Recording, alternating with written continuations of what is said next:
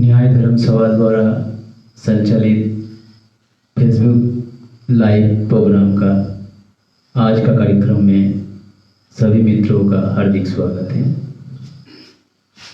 श्री गुरुदेव जी उपस्थित हो चुके हैं। गुरुदेव जी का स्वागत करते हैं आज के इस लाइव प्रोग्राम में। आज का विषय है त्रिकोणीय अर्थव्यवस्था। तो गुरुदेव जी का स्वागत है।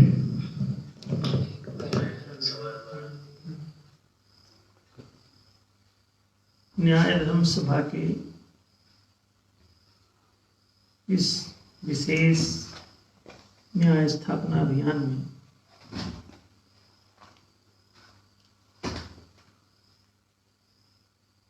यह लाइव कार्यक्रम रखा गया है। न्याय का प्रचार ही न्याय की प्रतिष्ठा है। इसीलिए न्याय के प्रचार हेतु अनेक प्रकार की संचार गतिविधियां संचालित हो रही हैं।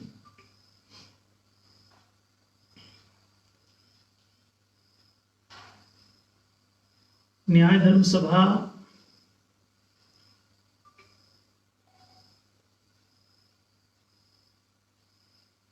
न्याय स्थापना अभियान का संचालन कर रही है। एक लंबे अरसे से ये कार्यक्रम जारी है और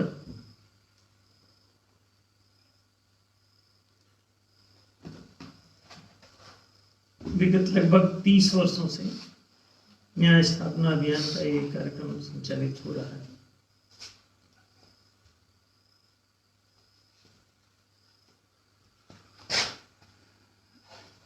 इसके दो भाग हैं। एक तो सामाजिक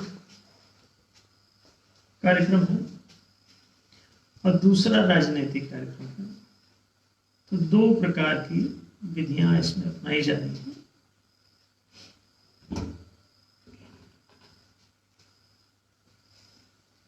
सामाजिक तल पर ही व्यवस्था को प्रतिष्ठित किया जा सकता है और राजनैतिक तल पर भी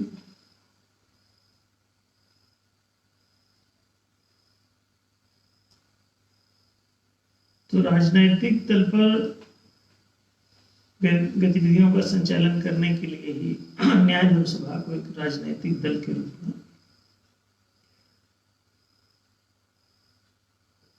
लॉन्च किया गया है। और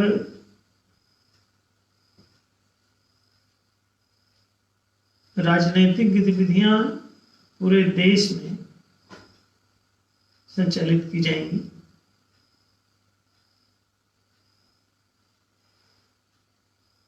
देश अनेक प्रदेशों में बटा हुआ है, तो हर प्रदेश की भी अलग अलग सरकारें बन रही हैं।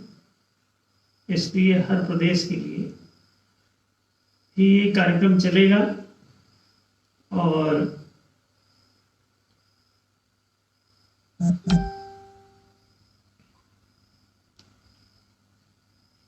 जब जब जिस प्रदेश में आवश्यकता होगी, जब भी वहां कोई ऐसी राजनीतिक गतिविधियां लॉन्च होंगी, चुनावी आवश्यकताएं होंगी, तो उस समय न्याय धर्म सभा उस प्रदेश विशेष में न्याय प्रचार की गतिविधियों को अधिक व्यापकता से और बड़ी सघनता से संचालित करेगी। अभी फिलहाल उत्तराखंड की तैयारी न्याय धर्म सभा कर रही है, जिसका चुनाव 2022 में संभावित है।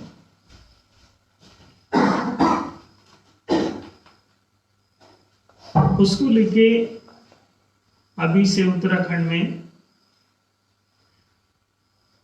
न्याय के प्रचार को गति दी जा रही है। हमारी टीम इसमें संजीदा से लगी हुई है।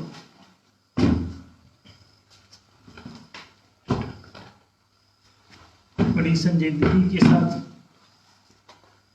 बड़ी जीवंतता के साथ न्याय प्रचार कार्यक्रम चल रहा है। तो इसमें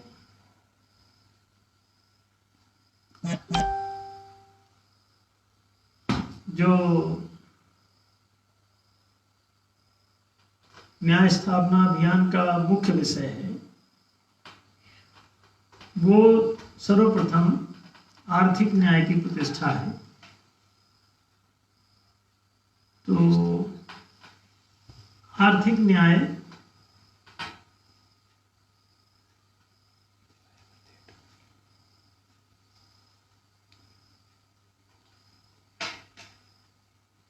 वास्तव में संपूर्ण न्यायशील अर्थव्यवस्था पर आधारित है।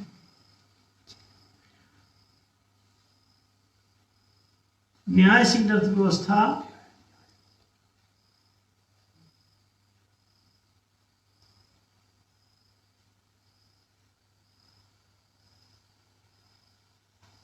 त्रिकोणीय होती है और त्रिकोणीयता ही न्यायशीलता का उसमें प्रमुख लक्षण है।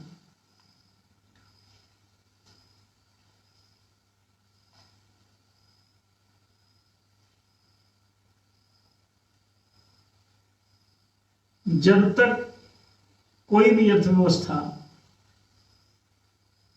अपने उन तीनों कोणों को अथवा पक्षों को समेकित नहीं करती अथवा उनके बीच में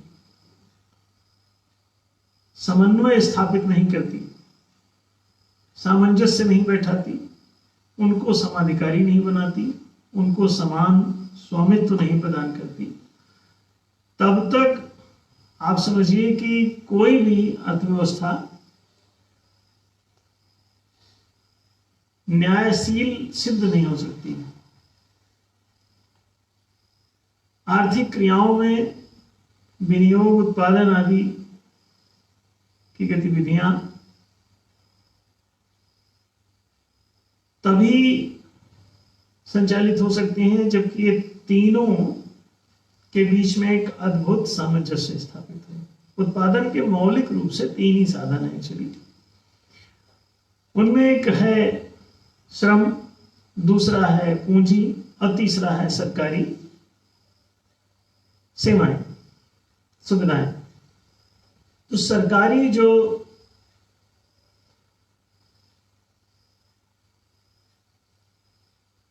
साधन है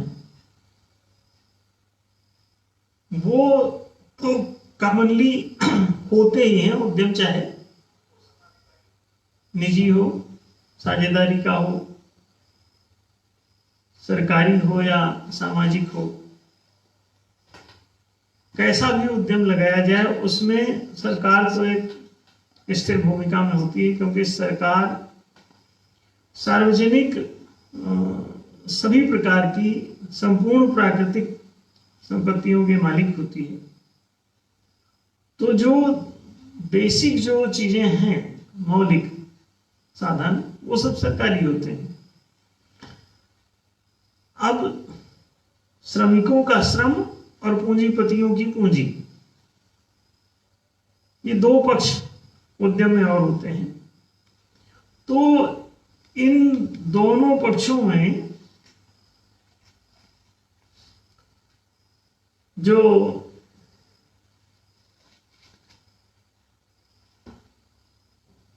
सबसे जो बड़ी बात है वो है कि तीसरे पक्षकार के साथ इन दोनों का सामंजस्य बैठे, सरकार की भूमिका इसमें संतुलन में रहे और पूंजी की भूमिका संतुलन में रहे और श्रम की, इन तीनों के बीच में एक अद्भुत सामंजस्य पैदा हो और ऐसा कभी ना होने पाए कि अर्थव्यवस्था एकांगी हो जाए।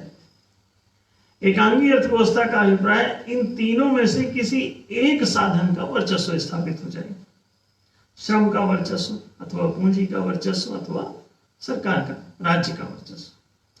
तो इसमें कोई भी एक अगर संसाधन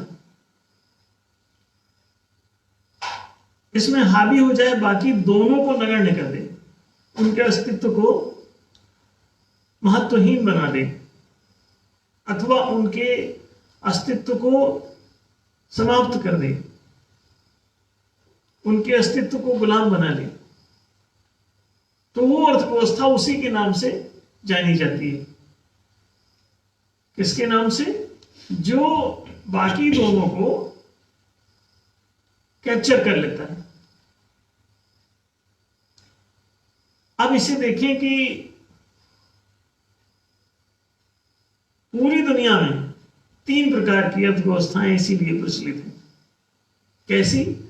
एक को कहते हैं पूंजीवादी अर्थव्यवस्था, दूसरी जो है श्रमवादी अर्थव्यवस्था और तीसरी राज्यवादी अर्थव्यवस्था। तो जहां पे राज्य हावी हो गया और श्रम और पूंजी नगण्य हो गए अथवा वो गुलाम की भांति प्रयुक्त होने लगे, अपना अधिकार और अस्तित्व खो बैठे, तो उस अर्थव्यवस्था को राज्यवादी अर्थव्यवस्था कहते हैं। अब इससे हटके जब कभी पूंजी हावी हो जाती है और वो राज्य उसके अधीन हो जाता है, श्रमिक उसके अधीन हो जाता है, तो उसे पूंजीवादी अर्थव्यवस्था कहते हैं। पूंजीवाद से सभी लोग वाकिफ हैं। अभी पूरी दुनिया में ज्यादातर पूंजीवाद हावी होता चला जा रहा है। राज्य नगण्य होता जा रहा है। तो राज्य जब नगण्य होता जाएगा और श्रम नगण्य होता जाएगा तो पूंजी का मतलब वर्चस्व स्थापित हो गया है। तो पूरी देश की जो अर्थव्यवस्था है, किसी भी कंट्री की, किसी भी राष्ट्र की, वो पूंजीवादी अर्थव्यवस्था के नाम से प्रसिद्ध हो जाती है। दूसरी तरफ यदि हंसिया हथौड़ा छाप श्रमिकों का वर्चस्व हो जाए, वो राज्य को अपने मुट्ठी में कर लें और पूंजी को भी अपने मुट्ठी में कर लें, पूंजीवादियों को मौत के घाट उतार दें, राज्य के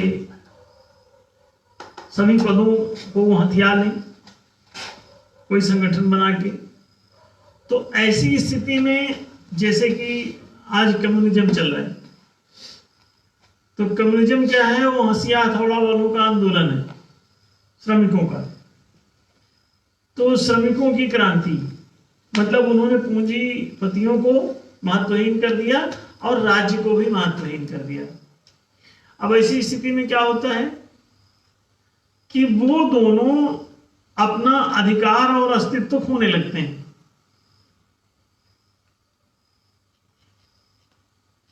तो श्रमवाद हावी हो गया, तो उसे कहते हैं हम ये श्रमवादी अर्थव्यवस्था है।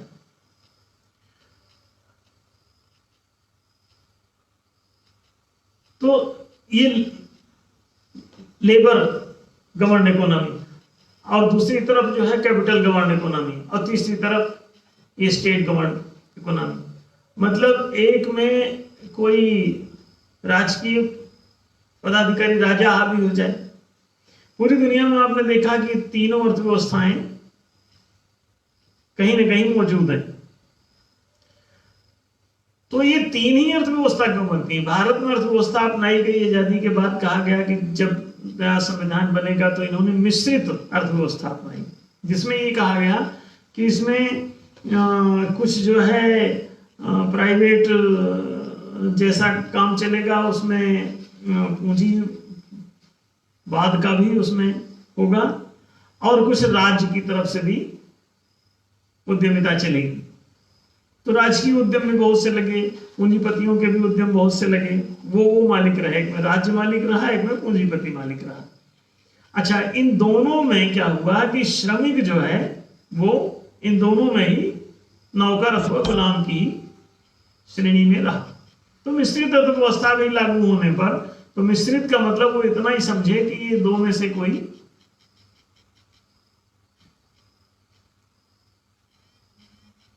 प्रधान रहते हुए भी दूसरे के साथ मिला रहेगा। तो राज्य प्रधान भी अगर है तो भी बोले कि नहीं, थोड़ा सा पूंजीपतियों को भी मौका देंगे। तो श्रमिक इसमें नगण्य हो गया। वो दो तो चलो ठीक है, मिश्रित अर्थव्यवस्था के रूप से चल पड़े, मिल के उन्होंने अपना काम किया, लेकिन श्रमिक दोनों में नगण्य रहा। तो भारत में भी कोई नई बात नहीं है। वो इनफैक्ट थोड़ा सा तुम थोड़ा सा हम करके दो पक्षों ने अपना सामंजस्य बैठाया और तीसरे को नगण्य कर दिया। तो इसे बोले कि मिश्रित अर्थव्यवस्था है। अच्छा, फिर उसके बाद इसमें एक सुधार संशोधन बीच में संवैधानिक किया भारत में कि भारत जो है वो समाजवादी, धर्मनिरपेक्ष, ऐसी परिकल्पना संकल्पना जो है संविधान में दर्ज करी गई कि अब जो है वो इस प्रकार का होगा। मतलब ये समाजवाद की ओर उन्मुख होगा, ऐसा संवैधानिक रूप से दर्शाने का प्रयास नेताओं के द्वारा भारत में किया गया। तो इससे भी बात नहीं बनी, क्योंकि ये बोले धीरे धीरे राष्ट्रीयकरण जो होगा उसी को श्रमवादी अर्थव्यवस्था कहा जाएगा। तो श्रम जो है उसमें भी इनफैक्ट नौकर की भूमिका में ही रहा, क्योंकि मिल्कियत तो उसके पास आई नहीं, तो वो स्टेटिज्म ही रहा, राज्यवाद ही रहा। तो देखा जाए तो श्रमवाद तो ठीक से कहीं आ ही नहीं पा रहा है, और ये दोनों ही कहीं ना कहीं किसी न किसी रूप में या तो स्टेटिज्म है और या फिर कैपिटलिज्म है। मतलब या तो राज्यवादी अर्थव्यवस्था है अथवा पूंजीवादी अर्थव्यवस्था है। तो इन दोनों के माध्यम से ही ज्यादातर देशों की अर्थव्यवस्थाएं चल रही हैं। अगर श्रमिकों की कोई क्रांति हुई कम्युनिस्टों की, तो वो भी राज्य पे कब्जा कर लेते हैं, वो स्टेटिज्म ही हो जाता है। तो इसलिए आफ्टर ऑल इसमें अगर देखा जाए तो अर्थव्यवस्था चाहे जो ले आए, लेकिन या तो उसमें कोई सेठ का वर्चस्व हो जाता है अथवा उसमें किसी पार्टी का अथवा किसी राजवंश का वर्चस्व हो जाता है। तो घुमा फिरा के बात जहां की तहां बनी रहती है कि किसी न किसी गुंडे के अधीन चलेगी अर्थव्यवस्था। इसका अर्थ ये हो गया, गुंडागर्दी अगर नहीं करोगे तो ये तीनों को समाधिकारी बनाओगे, तीनों के बीच में एक संतुलन बनाओगे। जब तीनों पक्षों के बीच में संतुलन करोगे, कौन से पक्ष? श्रम, पूंजी और सरकार। तो श्रमिक, पूंजीपति और सरकार, ये तीन जो हैं ये उत्पादन के तीनों ये आधार हैं। अगर इनमें से एक भी आधार हटा दो तो उत्पादन नहीं होगा, किसी भी अर्थव्यवस्था में नहीं होगा।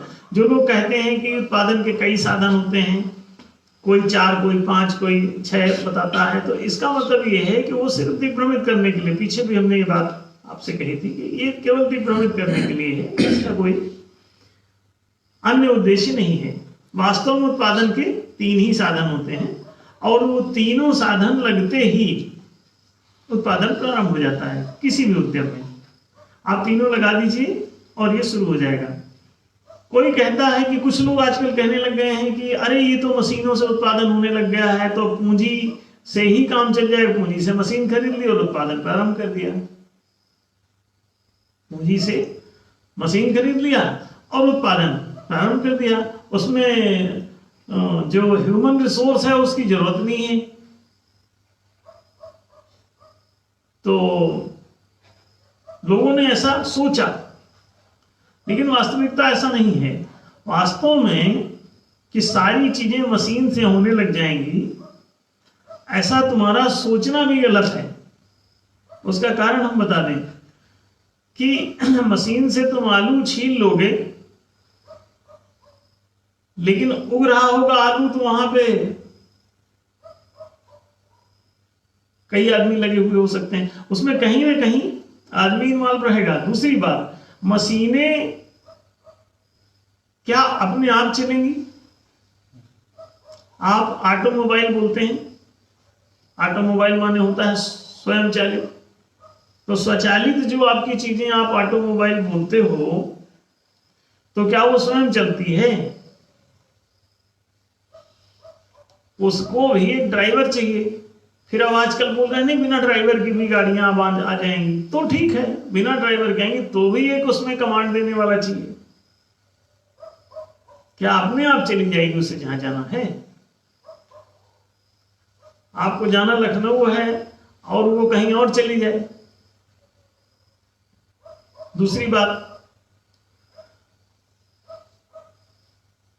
उत्पादन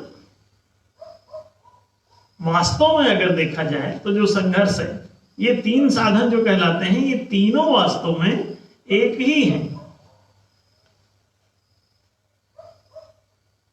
इस पे ध्यान दोगे तो ये तीनों एक ही हैं। क्यों भाई? देखो, सरकार भी जनता की, जनता में से ही कोई बैठता है ना? फिर सरकार के द्वारा जो कार्यक्रम चलता है वो जनता के लिए ही चलता है। अब बीच में कोई लूट खाए राजकोष, कोई बात अलग है, लेकिन प्रैक्टिकली तो नहीं है, वास्तव में तो सैद्धांतिक दृष्टि से तो नहीं है ना। चोरी करके कोई खींचतान मचा सकता है। इसी तरह से जो पूंजी है, वो भी जो श्रमिक काम करता है उसको जो सैलरी तुम पारिश्रमिक जो देना चाहिए, मजदूरी वेतन आदि, वो तुम जितना नहीं देते हो वही तुमको प्रॉफिट के रूप में दिखता है। और जब प्रॉफिट के रूप में दिखता है तो तुम उसको कहां ले जाओगे? उसको तुम कुछ खर्च करते हो, कुछ कैपिटलाइज कर लेते हो, अब कैपिटलिस्ट बन जाते हो। तो घुमा फिरा के अगर देखा जाए तो कहीं ना कहीं मनुष्यकृत ही कर्म है, वो चाहे मशीन से ही होता हो। मनुष्य के द्वारा, मनुष्य के लिए और मनुष्यों की ओर से ये सृष्टि चल रही है। तो अगर आप इसे ठीक से देखें तो मनुष्य इस सृष्टि का सिर्फ है। जो समाज है ये for the people, of the people, by the people. तो यही तो लोकतांत्रिकता है। कभी अब्राहम लिंकन ने ये बात कही थी, लेकिन वो थोड़े से सभ्य व्यक्ति थे और कहीं सच्चाई के कुछ जो अधिक निकट रहता है उसकी बात बहुत ज्यादा सर्वात्मक होती है, सर्वहित कारक होती है। तो ऐसा एक अच्छा इंसान अगर कोई ऊंचे पद पे जाए तो उसकी बातें कई बार बहुत ज्यादा सर्वात्मक होती है और उसका काम बहुत ज्यादा सर्वहित कारक होता है। तो ऐसा सत्य की कौन कितना निकट है, इसी पर उसकी सर्वात्मकता और सर्वहितकारिता सिद्ध होती है। ये बात अतिशय सार्वजनिक है। For the people, of the people, by the people. जनता के लिए, जनता का, जनता के द्वारा शासन, है ना? तो ये जो लोकतांत्रिकता है, इसकी जो परिभाषा, ये एक्चुअली समाज की ही परिभाषा है। तो ये किसके लिए, किसके द्वारा, किसकी तरफ से? अब देखो, जब जनता का ही मतलब सब चीज में जब जनता ही बचती है तो कोई भी उत्पादन हो जनता बेस्ड होगा, पब्लिक बेस्ड होगा, है ना? तो जब भी आप देखेंगे तो ये जो सरकार और पूंजी है ये श्रमिकों की ही है। अच्छा, इसीलिए अर्थव्यवस्था में ये दोनों नगण्य हो जाए। आप श्रमिकों के नाम से भी जहां कब जाते हो, चीन में और उधर रूस में पहुंचे और दूसरे और जहां जहां कम्युनिज्म हो वहां सभी जगह आपने बोला कि आप हंसिया थवड़ा लेके तो गए, लेकिन आप वहां जाते ही आप स्टेटिज्म में कन्वर्ट हो जाते हो। या कैपिटलिज्म में कन्वर्ट हो जाते हो। और ये कैपिटलिज्म और स्टेटिज्म भी दो नहीं है एक्चुअली। जो कैपिटलिज्म है वो भी स्टेटिज्म है। इनफैक्ट वो स्टेट को वही रन कर रहा था, कोई भामाशाह ही राणा प्रताप को चलाता है और उसको रीस्टेब्लिश कर सकता है।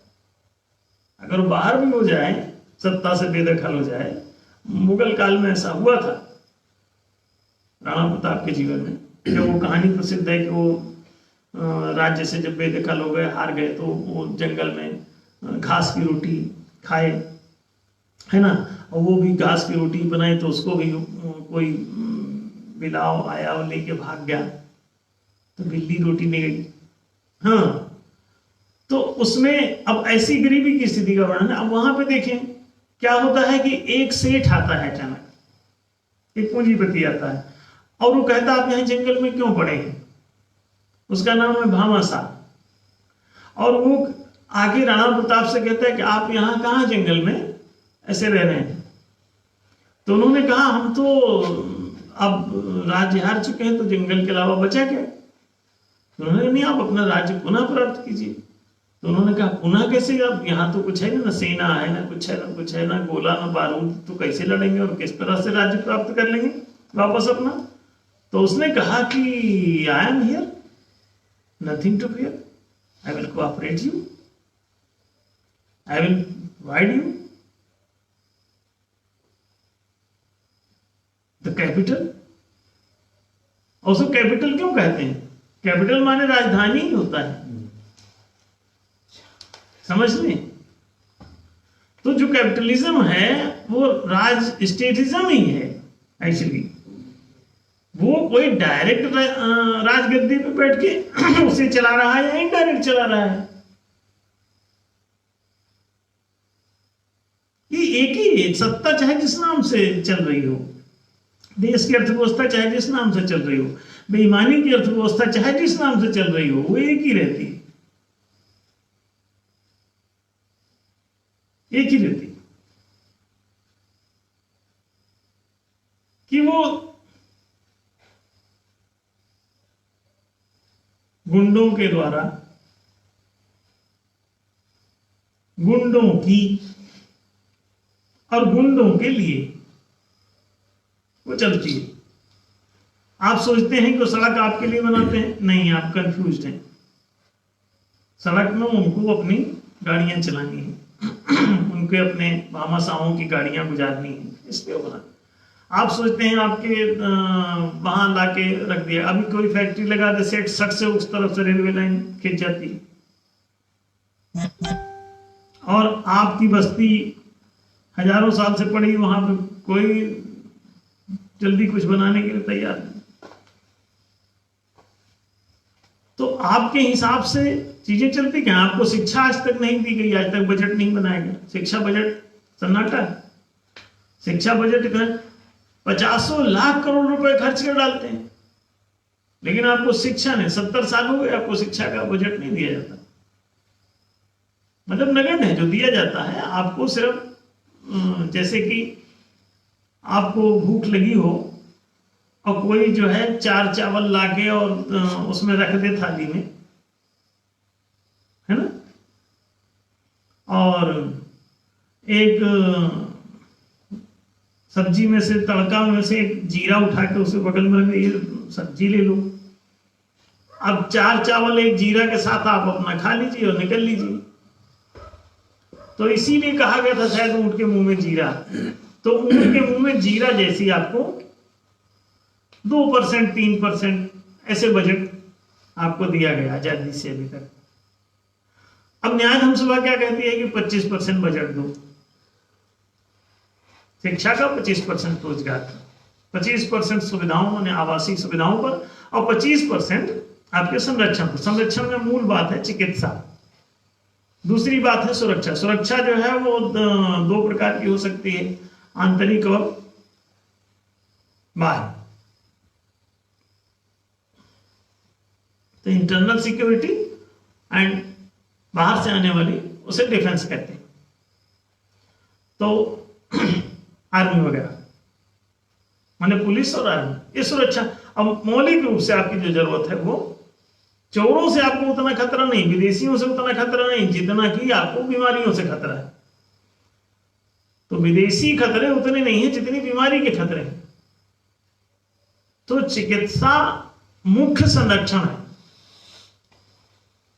फिर सुरक्षा, फिर बीमा, बैंकिंग, पेंशन, प्रोविडेंट फंड, आश्रय, इस तरह की चीजें। तो ये सभी चीजें सरकार के द्वारा चलाई जा सकती थी। 25-25% बजट इनको, चार समस्याएं हैं आपका, शिक्षा, रोजगार, सुविधा, संरक्षण, चारों को 25-25% बजट दे दिया जाए। तो जब चारों को 25-25% बजट दे दिया जाता है तो ये चारों चीजें आसानी से आपको मिल सकती हैं। लेकिन जब वहां सत्ताधीश कोई और ही बैठा है, अर्थव्यवस्था एकांगी है, और वो चले चाहे जिस नाम से, वो चाहे स्टेटिज्म के नाम से चले, माने राजतंत्र के नाम से चले, चाहे वो पूंजी तंत्र के नाम से चले, पूंजीवाद के नाम से, और चाहे श्रमवाद, हंसिया हथौड़ा, कम्युनिज्म के नाम से चले, तो there is the same thing. वो किस नाम से चल रही है, अर्थव्यवस्था या राष्ट्रीय व्यवस्था आपकी किस नाम से चल रही है, और राष्ट्रीय व्यवस्था ही अर्थव्यवस्था है अथवा अर्थव्यवस्था ही राष्ट्रीय व्यवस्था है। चाणक्य तो अर्थनीति को ही राजनीति कहते थे, उनका राजनीति शास्त्र अर्थशास्त्र के नाम से जाना जाता है, चाणक्य का अर्थशास्त्र।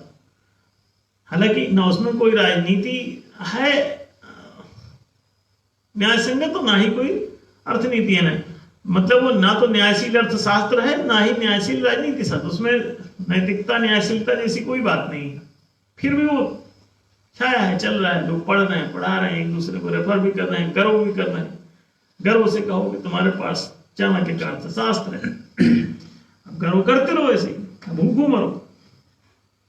ऐसा अर्थशास्त्र जो तुमको हजारों साल से भूखो मार रहा है, अब फिर भी तुमको अकल नहीं आ रही है कि तुम्हारे हाथ में जो अर्थशास्त्र है वो निरर्थक है, तो ये तुम्हारी भी बौद्धिक पिछड़ापन ही है। वास्तविक एक न्यायशील अर्थशास्त्र की आपको जरूरत होती है। न्यायशील आर्थिक नीतियां आप अपनाइए, एक भी किसी के बेरोजगार रहने का कोई कारण नहीं, किसी के भूखों मरने का कोई कारण नहीं, किसी के गरीब होने का कोई कारण नहीं। हाँ, गरीबी कोई खुद ही करना चाहता है, एक आदमी को रोजगार है फिर भी वो नहीं करना चाहता, खेती की जमीन है फिर वो नहीं उगाना चाहता, तो जानबूझ के कोई गरीब रहना चाहता हो तो रहे, उसको कोई मना नहीं करता। लेकिन आप राष्ट्रीय कारणों से, सामाजिक कारणों से आप कभी गरीब, बेरोजगार, दरिद्र, भूखमरे, तबाही के शिकार नहीं होंगे यदि अर्थशास्त्र न्यायशील हो। तो ये तो सीधी सी बात है कि अर्थव्यवस्था इनफैक्ट राजनीतिक व्यवस्था ही है। तो आप देख लें, एक भामाशाह आता है और पूरे राज्य को पलट देता है, एक राजा को जंगल से उठा के गद्दी की तरफ वो पहुंचा देता है। ये बात कुछ आप समझ सकते हैं क्या चक्कर है। पैसे के इर्द गिर्द सब घूमता है, दादा बड़ा ना भैया, सबसे बड़ा रुपया। वेयर देयर इज दिस रुपया, एवरीथिंग इज देयर। इस बात को सब समझ गए। तो जो चालाक वर्ग था उसने हमेशा इसको पकड़ा और कहा राज्य तो सब इसके इर्द गिर्द घूमता है, तो क्यों परेशान होना। राज्य तो किसी का भी राज्य आप धराशायी कर दो और किसी का राज्य उठा दो, आर्थिक नीति से होता है। आर्थिक नीति न्यायशील हो तो हर आदमी के पास आर्थिक मजबूती होती है, आर्थिक समृद्धि होती है, आर्थिक विकास होता है। और आर्थिक विकास वास्तव में किया नहीं जाता, आर्थिक न्याय होने पर आर्थिक विकास और आर्थिक समृद्धि स्वतः संपन्न हो जाती है। ऐसा नहीं कि आप आर्थिक विकास करेंगे, आर्थिक समृद्धि आप बढ़ाएंगे। नहीं, आपको ना बढ़ाना है ना घटाना है, ना आर्थिक विकास करना है ना आर्थिक कुंठा करना है। तो कैसे होता है? आप न्यायशील अर्थव्यवस्था लागू कर लीजिए, ये अपने आप हो जाएगा। न्यायशील अर्थव्यवस्था क्या है कि वो ना तो स्टेटिज्म है, वो ना तो कैपिटलिज्म है, वो ना कम्युनिज्म है, तो फिर क्या है? न्यायशील अर्थव्यवस्था इन तीनों पक्षों के बीच में एक अद्भुत सामंजस्य है, एक संवर्गीकरण है, एक गजब का समन्वय है, इनके बीच में तालमेल है। इन तीनों के बीच में एक अद्भुत संतुलन है। संतुलन मतलब समतुल्यता। तो देखिए, तुलनात्मक दृष्टि से एक और दूसरे के बीच में सामंजस्य अगर बनाया जाए तो ये तीनों पक्षों के हितों की रक्षा होगी। तो किसी भी आर्थिक उत्पादन में यदि तीन चीजें लगती हैं तो अर्थव्यवस्था त्रिकोणीय ही तो हो गई, और त्रिकोणीय अर्थव्यवस्था ही होती है। इसीलिए पूरी दुनिया में ये तीन ही प्रकार की अर्थव्यवस्थाएं आपको दिखाई देती हैं। क्यों? एक एक जहां जहां जो वर्ग इसमें से गुंडा हो गया, तीन में से जो भी एक पक्ष गुंडा हो गया, उसके नाम से ही वो अर्थव्यवस्था तैयार कर लेता है या घोषित कर देता है। हंसिया हथौड़ा हावी है कहीं तो बोले कम्युनिज्म है, पूंजी हावी है कहीं तो बोलिए कैपिटलिज्म है, और राज्य हावी है, राजगद्दी में बैठा हुआ वो पूंजीपति को ही मुर्गा बनाए हैं और श्रमिक को ही मुर्गा बनाए, तो उसे कहते हैं स्टेटिज्म। उसी का डंडा बजेगा और उसी के अधीन है सब। ना पूंजीपति कुछ कर सकता है ना श्रमपति कुछ कर सकता है, तो दोनों उसके कब्जे में, और वो सब प्रजा के नाम से जाने जाते हैं या गुलाम के नाम से जाने जाते हैं। राजा माने मालिक और उसका नीचे उसका गुलाम, तो ये मालिक और गुलाम के नाम से जाने जाते हैं, मालिक और नौकर। तो ये सब अगर आप ख्याल करें कि अगर ये कैपिटलिज्म है तो गुलामी कायम है, स्टेटिज्म है तो गुलामी कायम है, अगर कम्युनिज्म है तो गुलामी कायम है। आप इसे समझ लें गंभीरता से। हंसिया हथौड़ा हावी है तब भी गुलामी कायम है। श्रमवाद भी नहीं चाहिए, तीनों पक्षों का संतुलन चाहिए। जैसे कि आपने कोई भी उत्पादन किया, एक उद्यम लगाया, जैसे मान लीजिए कि आपने एक खेत में गेहूं बोया, गेहूं 10, अब मान लीजिए आपकी गेहूं वहां पे 30 कुंटल हुआ, तो 30 कुंटल गेहूं आपने उत्पन्न किया, तो 30 कुंटल में क्या क्या चीज शामिल है विचार कीजिए। उत्पादन हुआ ना, तो उत्पादन के 3 साधन होते हैं, तो 3 चीजें शामिल होंगी, इसमें अंदर घुसी होंगी। 30 कुंटल में क्या क्या होंगी? इसमें श्रमिक का श्रम घुसा होगा, इसमें पूंजीपति की पूंजी घुसी होगी, और इसमें राज्य की सेवाएं घुसी होंगी। सड़क, पानी, बिजली, जो भी राज्य की तरफ से आपको सुविधाएं सेवाएं दी जा रही हैं वो सब इसमें शामिल है। देखें तो 30 कुंटल में क्या क्या घुसा है? 3 लागतें घुसी हैं, 3 लागतें। अब इसे समझ लें ठीक से। अगर इसमें 3 लागतें घुसी हैं तो तीनों लागतों का अगर सही वितरण कर दिया जाए तो तीनों तृप्त हो जाएंगे। अब सही वितरण कैसे होगा? ये न्यायशील वितरण प्रणाली अपनानी पड़ेगी। कुछ लोगों ने सोचा कि लोगों की संपत्तियां छीन के वितरण करना न्यायशील अर्थव्यवस्था। नहीं, संपत्ति छीननी झपटनी नहीं पड़ती, उत्पादन जो है उसके वितरण की बात चल रही है। संपत्ति छीनने झपटने की बात नहीं है, संपत्ति के वितरण की बात नहीं चल रही। बात चल रही है जो कुछ भी उत्पादन हुआ है उसमें 3 चीजें शामिल होंगी। अगर 30 कुंटल गेहूं हुआ है किसी खेत में तो 3 इसमें चीजें लगी हैं। श्रमिक का श्रम, पूंजीपति की पूंजी और राज्य की सीमाएं, सुविधाएं। तो तीनों का कैलकुलेशन कैसे, तीनों, अगर आप मान लीजिए कि तीनों लागतें आपको पता है, रजिस्टर मेंटेन है, तो तीनों लागतें आप जो आपको एक्चुअल्स पता हैं, आप उनको पे कर दीजिए। त्रिकोणीय अर्थव्यवस्था कहती है कि न्यायपूर्वक आप तीनों लागतों का पता करिए क्या है, ठीक है। आप कितना इसमें श्रम लगा है, कि कितना पारिश्रमिक, मजदूरी, वेतन आदि आपने दिया है, क्या आपने अकाउंटिंग मेंटेन करी है। तो अगर आपके पास अकाउंट में है तो आप मजदूरी वाले खाते में जाइए, कितना मजदूरी वेतन आपने पे किया वो आपको मिल जाएगा। दूसरी तरफ आपने पूंजी लगाई, तो पूंजी लगाने में कितने की आपने खाद खरीदी, कितने का बीज खरीदा, कितने का सिंचाई में खर्च किया, है ना, कितना कोई मशीन खरीदा, उस तो मशीन खरीदी तो मशीन पूरी तो नहीं लग गई होगी। जैसे आप पंप खरीद लाए हैं तो पंप पूरा तो खत्म नहीं, पंप अभी रखा होगा, लेकिन डिप्रिसिएशन जरूर हुआ होगा, तो केवल उसमें डिप्रिसिएशन पे जोड़ लिया जाता है। और अगर पूरी मशीन ही उसमें खप गई हो तो माने पूरा का पूरा जोड़ दिया जाता है, खत्म हो गई हो तो। कोई चीज ऐसी लाया, जैसे खाद लेके आया और खाद पूरी खत्म हो गई आपकी, बीज लेके आया, बीज आपने पूरा बो दिया, तो पूरा बो दिया मतलब पूरा का पूरा पूंजीगत व्यय हुआ। तो आप समझ गए होंगे कि श्रमिकों का मजदूरी वेतन ये आपको पता होना चाहिए। और दूसरा पूंजीगत व्यय आपने क्या किया, अगर आपने लिख रखा है तो आपको वो भी पता होगा। तीसरा, आपने सरकारी सेवाएं जो ली हैं उनका क्या आपने बिल पे किया, बिजली का बिल दिया, सड़क रोड टैक्स दिया, और भी जो चीजें आपने सरकार से हायर की हों या सेवाएं ली हों, उनका अगर बदले में आपने कुछ दिया है तो वो आपके पास रिकॉर्ड होगा। तो ये तीनों एक्चुअल्स जो हैं अगर आपको पता है तो इसमें ये निर्विवाद हो गया।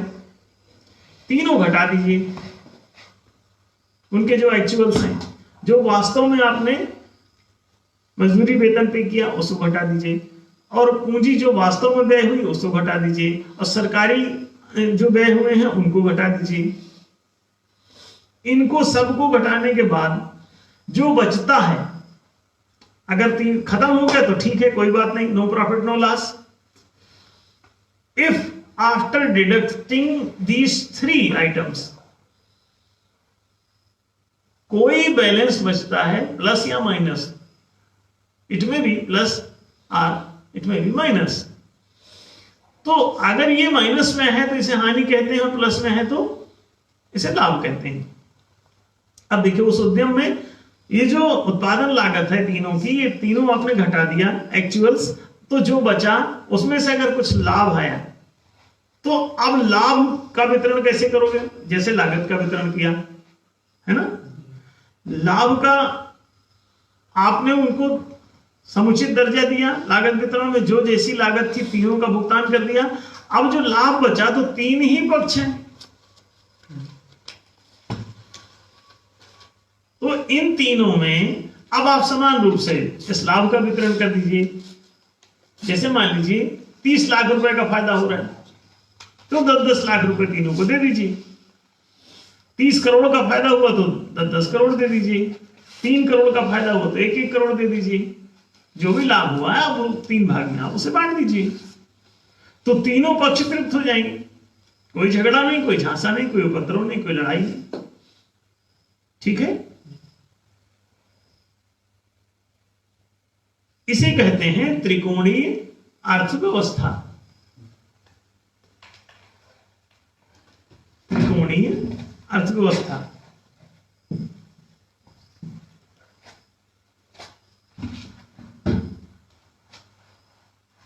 उत्पादन के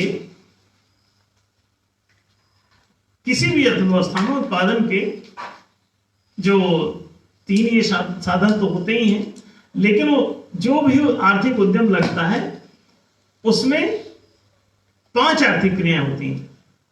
5 आर्थिक क्रियाएं कौन सी? सबसे पहले होता है उसमें विनियोग। ये अर्थशास्त्र में नहीं लिखा, लेकिन होता विनियोग है पहले।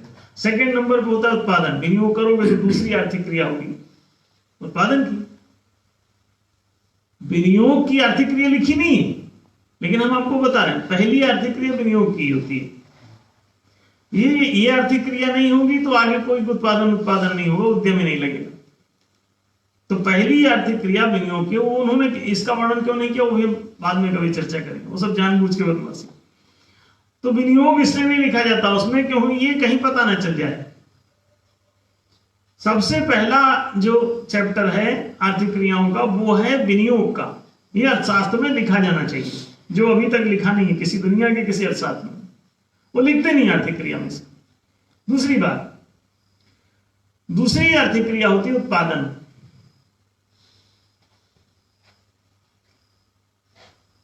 उत्पादन के बाद विनिमय। जो उत्पादन हो गया है तो अब आप उसकी बाजार की क्रिया एक होगी कि आप उसको बाजार में बेचना चाहते हैं तो आप उसे विनिमय करेंगे। जैसे आपने मान लीजिए कि पेन बनाया, अब 1000 पेन बनाए, एक उद्यम लगाया पेन बनाने की फैक्ट्री का उद्योग, उसमें आपने 1000 पेन बनाए, तो 1000 पेन को बनाने के बाद क्या करोगे, सब जेब में रख लोगे? नहीं, जेब इतने पेन क्या करोगे तुम रख के, हजारों लाखों करोड़ों उत्पादन हो सकता है, तो इसको क्या करोगे आप, इसका विनिमय माने बाजारीकरण है ना, तो आप इसको बाजार में पहुंचाओगे, ठीक है, विनिमय।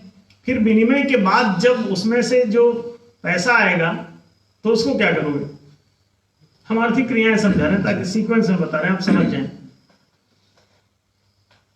पैसा आया क्या करोगे, वितरण करोगे ना। पैसा आया तो उसको लेके भाग जाएगा क्या एक आदमी, नहीं। अब इसके वितरण की बात आएगी कि कौन कौन लोग इसमें जो इन्वॉल्व हैं उनको वितरित किया जाए।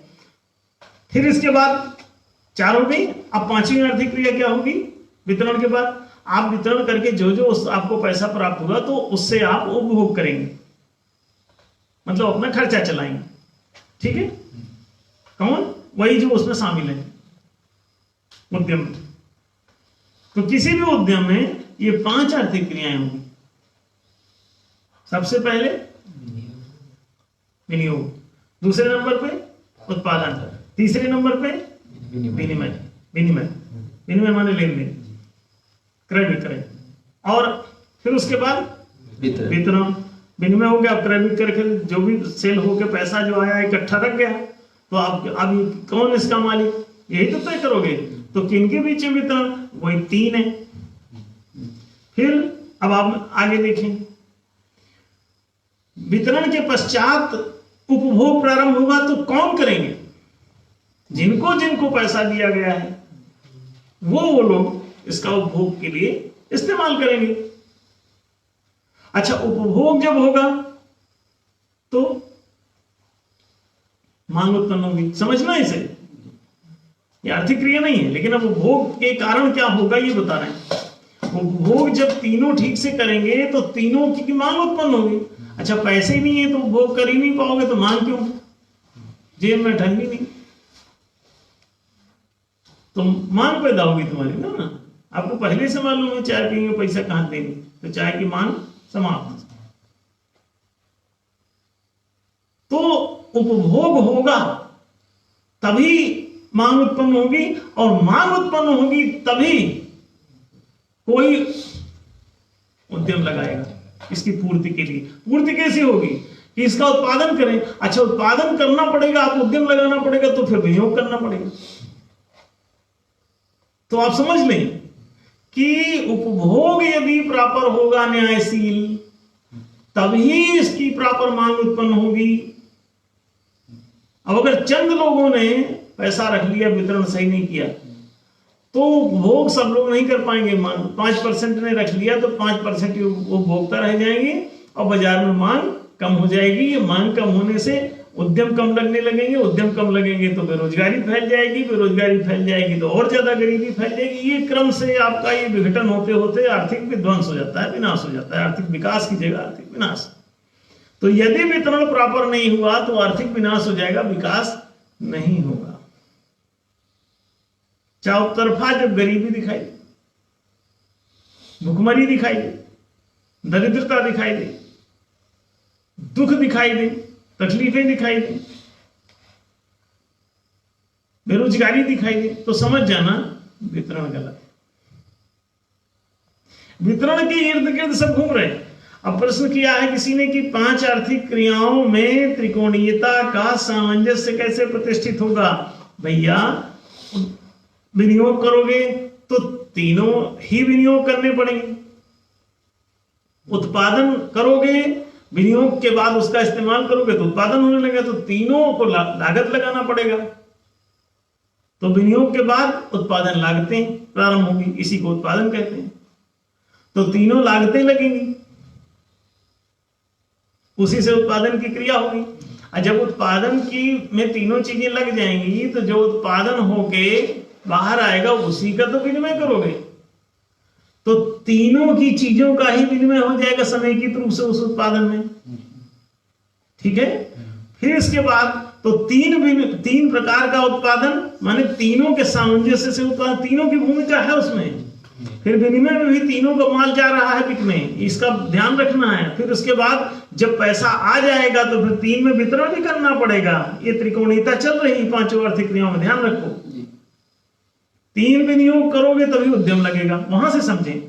और चूंकि विनियोगता 3 है इसलिए बाकी सब में अपने आप 3 ही होंगे, क्योंकि उन्हीं तीनों को तो लगाओगे तो उत्पादन चलेगा, उत्पादन होगा। फिर वो जो उत्पादन की वो तीनों को मिला के ही है, तो उसी का तो विनिमय करने गए हो, बाजार में बेचने गए हो। फिर जो बेच के लाए हो वो माल जाहिर है कि तीनों का मिला था, तो तीनों ही तो मालिक हुए। तो वितरण कैसे करोगे? तीनों लागतों का वितरण कर दोगे, फिर जो बचेगा लाभ हानि उसका 3 समान भाग में बांट दोगे। हानि हुई तो हानि तीनों को समान दे दोगे, और लाभ हुआ तो लाभ तीनों को समान रूप से बांट दोगे। ठीक है। अच्छा, जब इनको तुम बांटोगे तो जब उनके पास पैसा आएगा तो तभी वो उपभोग कर पाएंगे। लाभ तुम रख लिए हो तो उपभोग क्या खाक करेंगे वो? लाभ कोई एक चालाक आदमी रख लिया तो बाकी उपभोग कौन करेगा? तो बाजार में उपभोक्ता कम हो जाएंगे, माने क्रेता कम हो जाएंगे। तो विक्रेता बन के क्या करोगे? विनिमय होगा ही नहीं तुम्हारा, सब एक एक करके गिर जाएंगे। अच्छा, विनिमय नहीं होगा, बाजार में बिकेगा माल नहीं, तो उत्पादन आपको बंद करना पड़ेगा। और उत्पादन बंद करना पड़ेगा तो उद्यम बंद होने लगेगा। अब विनियोग मतलब की जरूरत न रह जाएगी। तो देख लो, सब ठंडा हो जाएगा। अगर आपने वितरण गलत कर दिया तो उपभोग नहीं होगा, उपभोग नहीं होगा तो मांग कम हो जाएगी, मांग कम हो जाएगी तो बाजार में माल नहीं बिकेगा, बाजार में माल नहीं बिकेगा तो उत्पादन की क्रिया रुकने लगेगी, उत्पादन क्रिया रुकेगी तो बेरोजगारी, सबका विनियोग बंद हो जाएगा तो बेरोजगारी बढ़ जाएगी। पूरी दुनिया में बेरोजगारी है। क्यों? समझ लो कहां गड़बड़ी। तो आप लोगों की समझदारी पर ही है ये सब। जैसे जैसे आप पूरी अर्थव्यवस्था को ठीक से समझेंगे, बहुत हंसेंगे। ये तीनों का 5 आर्थिक क्रियाओं में जबरदस्त आंतरिक प्रवेश है, प्रतिष्ठा है। 5 आर्थिक क्रियाओं में समझ गए होंगे। विनियोग में भी तीनों की भूमिका, उत्पादन में तीनों की भूमिका, विनिमय में तीनों की भूमिका, और वितरण में तीनों का अधिकार माने भूमिका है? और फिर उपभोग में तीनों का अधिकार अथवा भूमिका। तो फिर उसी वजह से मांग, उसी वजह से आर्थिक उत्पादन की प्रेरणा, फिर इसीलिए उद्यम तेजी से लगना, तो फिर से विनियोग प्रारंभ हो जाना, तीनों का खूब विनियोग, तो तीनों का खूब विनियोग, तो खूब सारा रोजगार। समझिए, खूब सारा उद्यम लगेगा तो खूब सड़कें बनेंगी, खूब नई नई बिल्डिंगें बनेंगी, खूब दुकानें बनेंगी, खूब जब विनिमय खूब होगा तो जगह जगह शोरूम खुलेंगे, खूब बेचना पड़ेगा, है ना? तो खूब आर्थिक क्रियाएं, खूब रोजगार, और खूब सब कुछ बाजार में उपलब्ध, नया नया रोज आविष्कार, नई नई चीजें। क्यों? मांग खूब है, तो नए नए ढंग की सब चीजें बना के आप लाते रहोगे। तो ये आप समझ सकते हैं, मात्र वितरण की जो समस्या है अथवा अर्थव्यवस्था में तीनों की भूमिका को नगण्य कर दिया गया है। कोई एकाधिकारी गुंडा राज प्रतिष्ठित हो गया अर्थव्यवस्था में। कैपिटलिज्म, कम्युनिज्म को लेबरिज्म बोलो तो ज्यादा अच्छा है। इसीलिए रूस ने इसका नाम बदलने की कोशिश किया था, सोशलिज्म। लेकिन सोशलिज्म भी एक तरीके का राज्यवाद होता जा रहा था, साम्यवाद न रह के वो राज्यवाद हो गया था। तो इसीलिए रूस का भी टूटा सोशलिज्म, वो स्टेटिज्म ही था सोशलिज्म के नाम से। स्टेट के कब्जे में सब कुछ होगा बोले। तो रसियन की जो कल्पना थी वो बोले स्टेट के सब कब्जे में होगा। ना ना ना, तुम सार्वजनिकता खो बैठे, स्टेट में तो चंद लोग होते हैं। तो स्टेट में अगर चंद लोग हैं तो उनके हाथ में सब चला जाएगा, सारी अर्थव्यवस्था उनकी मुट्ठी में रहेगी, सारा लाभ उनके पास चला जाएगा, सारी बेनिफिट, सारे रोजगार, सारा सिस्टम, सारे संपत्तियां सब उनके हाथ में चली जाएंगी। क्यों? जिस इजम के नाम से चलेगा उसके पास ही सारे रिसोर्स, सारी बातें, कृषि गौरक्ष वाणिज्यम वैश्य कर्म स्वभावजम, ये पूंजीवाद है, ये सब कुछ बनिएगा। लिख लिया, गीता में खूब प्रचार किया, और इसका प्रचार भी बनी ही करते हैं सबसे ज्यादा अपने देश में। देख लो, गीता प्रेस गोरखपुर में जाके देखो तो मैक्सिमम सारे उसमें वही घुसे होंगे, कोई अग्रवाल, कोई बंसल, कोई पोद्दार, कोई और जाने कौन कौन, और दूसरा आदमी कोई गीता का प्रचार नहीं कर रहा तो गलतफहमी में इसलिए कर रहा। ऐसी बातें वो जानबूझ के लिखी इसीलिए उसका प्रचार करते हैं, सही बातों का प्रचार नहीं करेंगे। क्या कि जहां पे कृष्ण ये कहते हो कि सर्वभूत हिते रता, सबके हितों की बात करो भैया,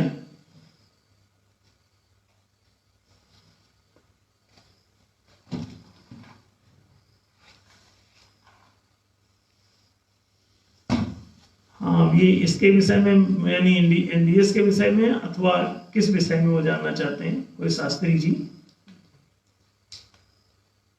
और स्पष्ट घोषित लक्ष्य जानना चाहते हैं कि नहीं? शास्त्री जी का प्रश्न है कि इसके विषय में आमूल चूल जानकारी और स्पष्ट घोषित लक्ष्य जानना है। बड़ी अच्छी बात है, आप एनडीएस की वेबसाइट पे चले जाएं और क्लिक करके उसे पढ़ें तो बहुत कुछ जानकारी आपको आमूल चूल मिल जाएंगी। और दूसरा ये है कि आप इसके जो व्हाट्सएप ग्रुप्स हैं उन्हें ज्वाइन कर लें, और इनके जो अपने न्याय प्रचार करने वाले कार्यकर्ता हैं एनडीएस के, उनसे संपर्क में रहें तो शास्त्री जी को इसकी पूरी आमूल जानकारी हो जाएगी। और स्पष्ट घोषित लक्ष्य सब इसके घोषित ही 111 न्याय प्रस्ताव की स्थापना ही न्याय स्थापना अभियान का लक्ष्य है। न्याय का पूरा पैकेज उसमें अपने आप ही प्रिस्क्राइब्ड है, तो वो सरकारों को भी मैक्सिमम दे रखा है हम लोगों ने, और ये सभी प्रस्ताव जो है वो रजिस्टर्ड भी हैं, तो बड़ा स्पष्ट घोषित लक्ष्य है। तो इसलिए बड़ी बातें साफ हैं और लोग इसमें जैसे जैसे जानेंगे तो बहुत मजा भी आएगा। और जो भी सामान्य आदमी हो न्यायप्रिय ही होता है, तो उसको ये न्यायशील अर्थव्यवस्था भी बहुत अच्छी लगी, और जैसे जैसे इसकी जानकारी बढ़ेगी वैसे वैसे लोगों को और भी प्रेरणा होगी। आप खुद जानें, दूसरों को जनाएं, अपने पड़ोसियों को बताएं, घर वालों को बताएं, मित्रों को समझाएं, परिचितों को बताएं, चारों तरफ इसका प्रचार प्रसार करते रहें। ये कोई धरना प्रदर्शन करने वाला आंदोलन नहीं है न्याय स्थापना अभियान। एनडीएस का जो कार्यक्रम है वो ये भी नहीं कहते कि आप हमको वोट दीजिए ही, अब कोई दांव पे आपकी मर्जी है तो एनडीएस को वोट देके अपनी सरकार बना लीजिए, न्यायशील व्यवस्था बनवा लीजिए उनसे। एनडीएस का उद्देश्य केवल इतना है, न्याय की स्थापना। सरकार भी बनाना इसका कोई उद्देश्य नहीं है, क्योंकि सरकार ये एक दिन का बनाएगी, महालोकतंत्र लागू करेगी, उसके बाद सरकार सार्वजनिक हो जाएगी सदा सदा के लिए। तो ये एक दिन का ऐसे कार्यक्रम है, एक दिन में जाके इसको महालोकतंत्र 53 नंबर प्रस्ताव घोषित करते ही जन जन के हाथ मजबूत हो जाएंगे, फिर उनको कोई गुलाम नहीं बना पाएगा कभी।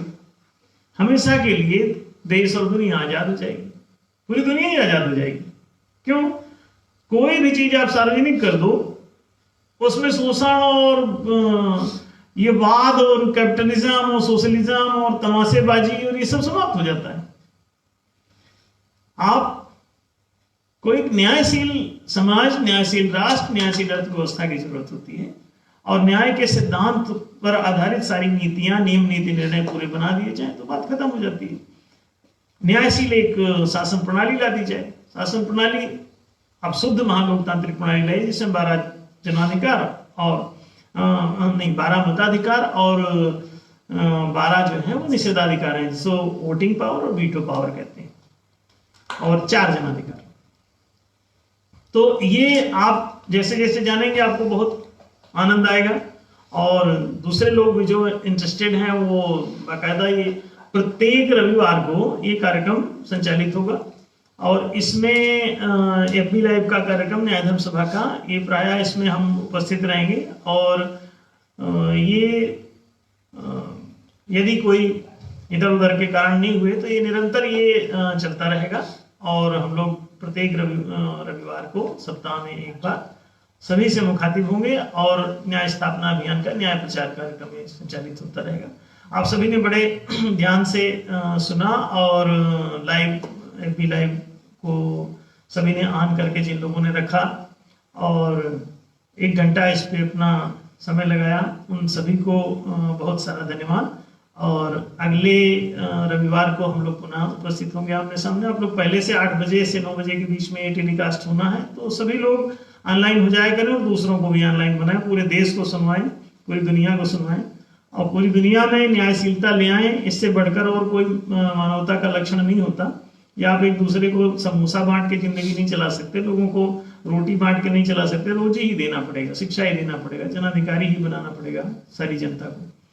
तो इसमें निरंतर लोग गतिशील रहें और सजग रहें और खुद भी समझें न्याय को, दूसरों को भी समझाते रहें। इसके साथ ही हम अपनी बात समाप्त करें। आज के अगले रविवार को पुनः सबसे मुखातिब होंगे, तब तक के लिए।